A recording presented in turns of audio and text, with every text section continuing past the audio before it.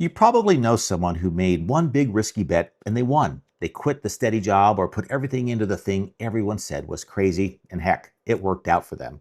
And now every time you see them, what they're doing is telling you to do the same thing. Take the leap and bet on yourself. Sitting there, well, part of you believes it because the proof is right across the table from you. See, here's what you're not seeing. For every person like that successful person, there are others who made the exact same bet and they lost. And you never meet them because nobody throws a party to announce the thing that, well, quietly fell apart. So you end up taking advice from the people who won a gamble with no idea how many played the same way and walked away with absolutely nothing. I'm Alan Stafford, and I help people think clearly in a noisy world. And this is Think Sharper.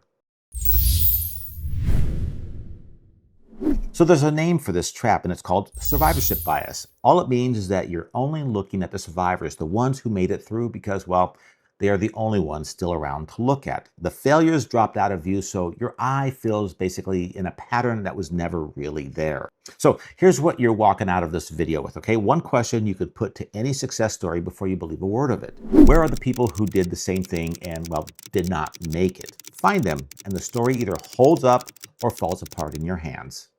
So let me show you where this idea comes from, because the cleanest example is more than 80 years old. World War II. Planes are coming back from missions full of bullet holes, and the military wants to add armor to protect these planes. So they map where the holes are, and the holes cluster on the wings, the tail, and the body. So the obvious move to them is to reinforce the spots taking the most fire. See, this is where a statistician named Abraham Wald comes in. And just so you know, a statistician is just someone whose job is to figure out, what a pile of numbers is really telling you. So Wald looked at the same planes and saw something completely opposite than the military did.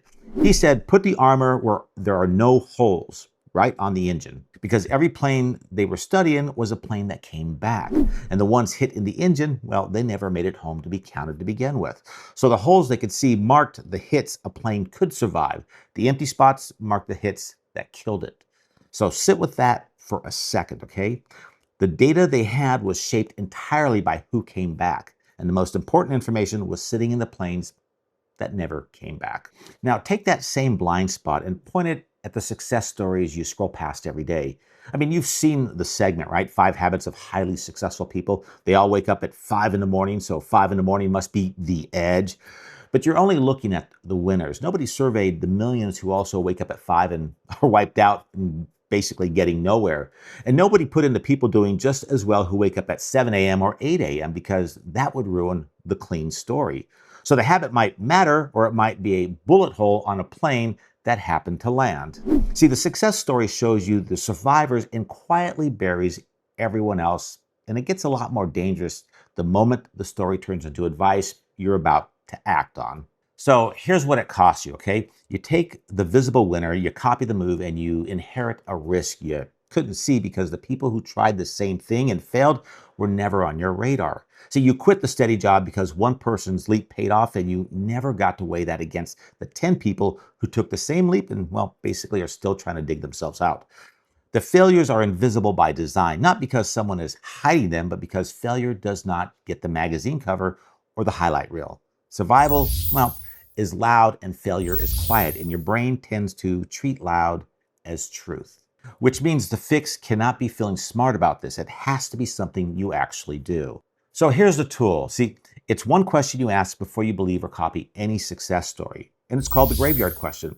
You ask, where are the people who did the same thing and failed, and how many of them were there?